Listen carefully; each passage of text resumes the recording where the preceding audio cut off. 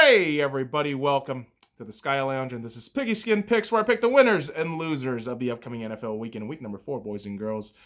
10 out of 14 of the pick'ems, 71.43%. Not bad, not bad at all. But that total should have been 15.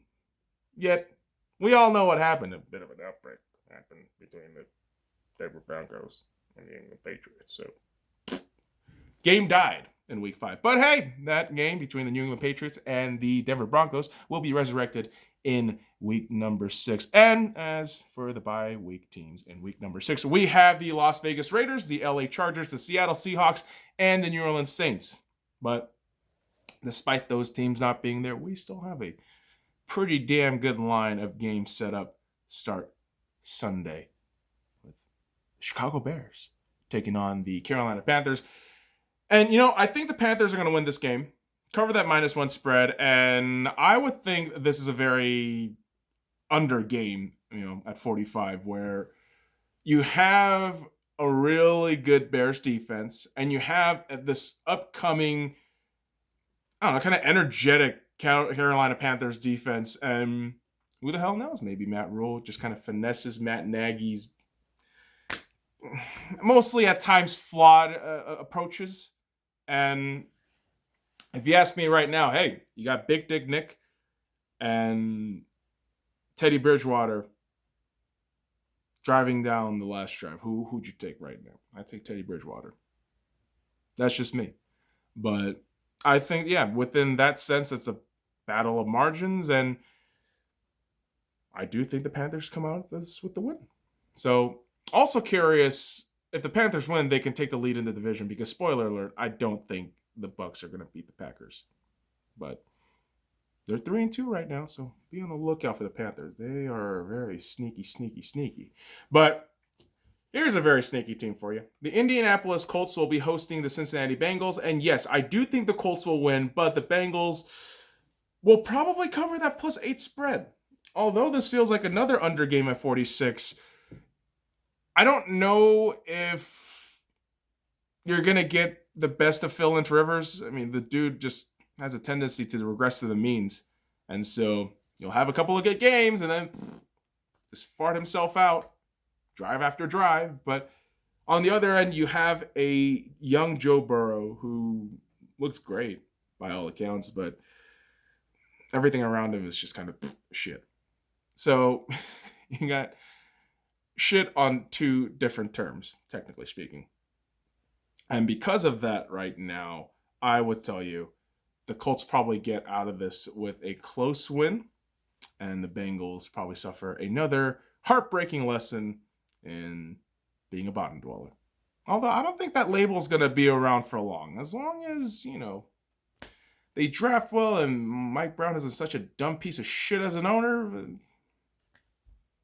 no, that's probably never going to happen. But I'll take the Colts to take that win in that game. Now, the Detroit Lions will be taking on the Jacksonville Jaguars in Jacksonville. And against my better judgment, again, I will be taking the Detroit Lions at -3 and to win this game. I think both defenses are kind of iffy. And the over at 55 sounds very enticing here. Now, I don't really have a lot to say about Jacksonville. They are going to be another growing pain bottom dweller team, but they're going to have some good highlight moments. I mean, Gardner Minshew, I've been pretty wrong about this guy. I will admit that to you folks straight up. And in year 2, Gardner Minshew is looking pretty damn solid. And all I can really say is, hey, if you just let go of Doug Marrone, get a real coach in there, he might actually develop. Just a thought. But I just find myself seeing Detroit come out as winners here, but who the fuck am I kidding? They might choke that game away too. But I'm going with the Lions, despite my better judgment again. But the next game, we got the battle of technically the bottom dwellers, but the Minnesota Vikings hosting the Atlanta Falcons. I really think the Vikings come out of this with a massive win against the Falcons. Yes, the Falcons just fired their GM and Dan Quinn, finally. But Minnesota at -4. I like that spread. I also like just generally on paper and based on weeks of fucking tape that we've seen, the Vikings are just a better team. They are. Yeah, those losses suck and they stack up. But if you watch the actual games, the Falcons are, dare I say it, boys and girls, they're just playing to participate. They're not playing to compete at all. That's just me. It's just a disarray and shithole over there in the Falcons. So I don't think they come out with the win. I think the Vikings come out spanking the Falcons and just fucking deep frying that goddamn bird, Southern style. And you're going to need that fucking bird energy in cold north. So be on the lookout for that game, kids. Now, the Washington Redskins, the fucking, oh my God, the football team, the team with no name, whatever the fuck they're called, they're going to be taking on the New York Giants. You know what? I'm taking the Redskins, the Washington team. Fuck you, DC assholes. At +3, not a bad call there. Under 43. You know why? Because the Giants are shit. They are. Dude, you are butt fumble 2.0, basically, without the literal butt fumble, but you're next door neighbors with the Jets. Their peasantry just rubs off on you, man. And it reeks all the way here in Vegas. And you're in New York / New Jersey. So, Giants, yikes. It's an ugly game that you're going to have there between the Redskins and the Giants, or whatever the fucking DC asshole team and the Giants. So, good luck to you kids. And definitely good luck to the Philadelphia Eagles, who will be facing the Baltimore Ravens. And holy shit, Baltimore at -10 and over 46. Absolutely. This feels like another Lamar Jackson stat pad game. He's probably going to have an outstanding game with that abysmal Eagles defense. And you know what? The Eagles might just give you some semblance of hope. Like, hey, man, we got some good stuff going on here in offense. Carson Wentz got some shit going down, but ultimately you'll come out with nothing because that's just your lot in life at this point with the Eagles. But curiously enough, if you actually somehow manage to win this game, or potentially tie it, you're only one game. Or actually, you could take the goddamn lead, can't you? I don't know. Your division's such a shithole. I don't even fucking care anymore. Whoever comes out of that goddamn garbage dumpster fire fucking mess of a division, you're not getting out of the wild card round in the playoffs. You're just not. So, another participation badge. Hooray! Yikes. But what should be a really good divisional game is the Cleveland Browns taking on the Pittsburgh Steelers. And there's already a lot of juice and drama between these two teams, as always. But, man, this one feels different. Mainly because the Browns are fucking good. 4-1, and you have a rolling Steelers team at 4-0. But I'm taking the Browns to win this game. And Browns at +4, and the total being under 51, I like those odds. I like the Browns to win this game 24-20 against the Steelers. And it's not just because of Baker. I think Baker is going to be a small part of what potentially is a Browns win. But the running game needs to be solid. Obviously, defense has to come to keep. You have to rattle the shit out of Ben Roethlisberger. To credit Big Ben, yeah, you've been playing great, but I don't really trust that Steelers team. They've been wobbly every win I've seen them at. So, in my eyes, I think the Browns grab this win and just shake off those goddamn demons and get a fantastic season. Keep fucking churning along, man. I mean, Kevin Stefanski is looking fantastic, so good on you, Browns. Good on you. Do better and do well and get to the playoffs. That's my hope for you. Now, the Houston Texans will be taking on the Tennessee Titans, and yes, I think the Titans thoroughly handle the Houston Texans. That -3 spread looks pretty goddamn nice for the Titans, and here's the thing, under 53, not a bad total. Deshaun Watson's good, don't get me wrong, but you have nothing around him. You have nothing for him. And that defense is laughable at best with just J.J. Watt carrying other dudes with Merciless, I guess. I guess, is that your whole fucking deal? This Texans team is fucking pathetic. And yeah, Bill O'Brien's gone, but holy shit. He basically burned down the goddamn barn, and you're left to fucking farm and house your shit with nothing. You're homeless. And the Titans will just bash the homeless in the Titans or the Texans. Whatever. I mean, in a sense, if the Titans lose, I mean, they're only just probably doing that by beating themselves. But undefeated Titans team, I think they will just rummage through the Texans. And the Texans are going to feel worse and worse and worse. Womp womp. But let's move on into the next game where the Denver Broncos will be taking on the New England Patriots. Man, I like the +9 spread for the Denver Broncos. But I'm taking the over on this game at 45. Now, here's the thing. Is it going to be a battle between Drew Lock and Cam Newton? Or is it going to be a battle between Rippon and Brian Hoyer? I don't know. I mean, if it's the latter, I would probably go under. But if it's the two starters, hell, taking that over. But unless I know the specific quarterback situation, I'm not touching the totals there. But good Lord, man. Denver, good luck. Your squad's injured to all hell, so at the very least, you can have a moral victory even if you lose. As long as you don't get blown out. That's really the key there. But let's move on into the next game where I do think it is going to be a blowout. Where the New York Jets, Jets, Jets, will be taking on their divisional rivals in the Miami Dolphins. And Miami, I believe, is going to pounce on the Jets pretty thoroughly. Last week, we saw some beautiful magic with Ryan Fitzmagic. And I believe this week we'll see it again. Because that Jets defense is abysmal. I mean, shout out to Bradley McDougald, but good God, man, that defense is fucking terrible.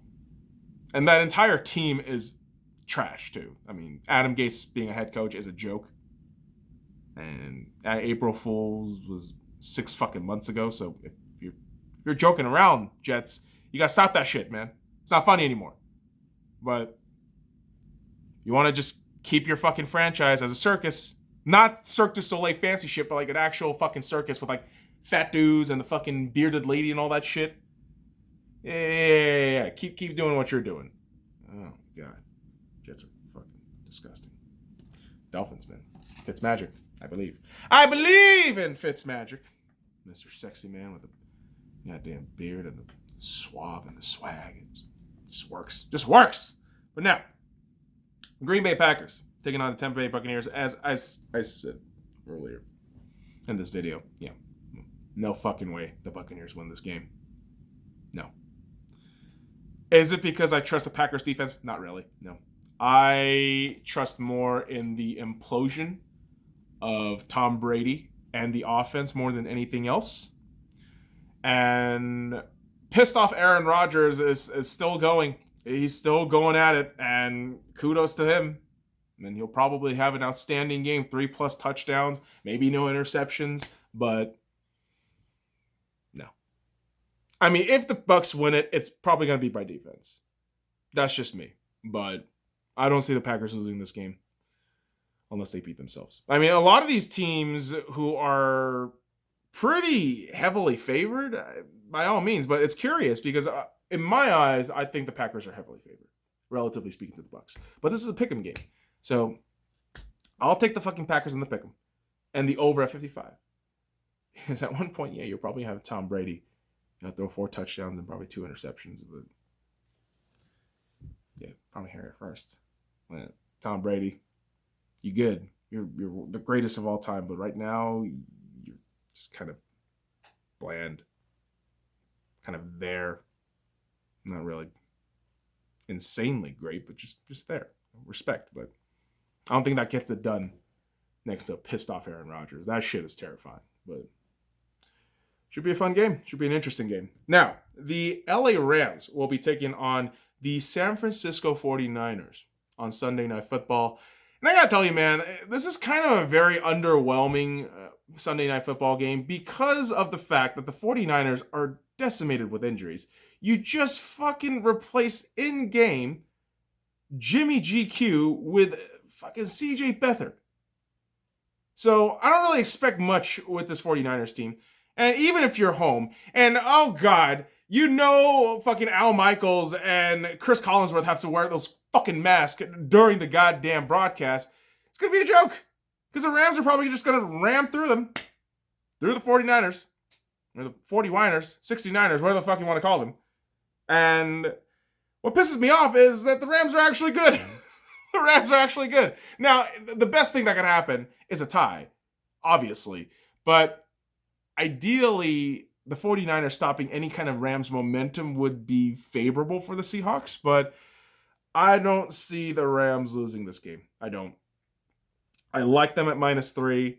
I like this game to be at under 51.5. But, oh boy, the 49ers have a pretty tremendous task in front of them on Sunday Night Football, but it should be an interesting game, yet I'm not going to really be watching that shit because Game 5, because the Dodgers won Game 5 and 6, there's going to be a Game 7, so not really going to be watching Sunday Night Football. At least not super focused, because Game 7, my team, duh. But hey, Monday Night Football, we got 2 games. Yeah, we got 2 games for Monday Night Football, baby! And I gotta tell you, man, I think regardless of what you think about these teams, you have a great matchup for 2 games. And the Kansas City Chiefs taking on the Buffalo Bills in Buffalo. I'm going with the upset. I'm taking the Bills to win this game, to cover the spread, obviously, at +5. And the under at 57.5, because this Bills defense, they got embarrassed last week. Yes, the Titans just emasculated them on Tuesday Night Football. But I think that shit stays sharp in their minds. And despite that weird outlier game, the Bills defense has been pretty damn good. And I think they will cause Patrick Mahomes a lot of problems.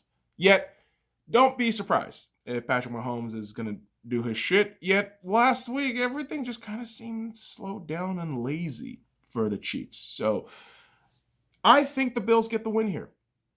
But I also wouldn't be surprised if the Bills get blown out by Patrick Mahomes just throwing like 5 touchdowns in a row. Because he's Patrick Mahomes. He can just sidearm throw that shit for fun. And he looks good doing it. And even though the shot percentage is risky, the pass percentage is risky, he just does it. Not like Steph Curry. That's why the shot percentage should come up. But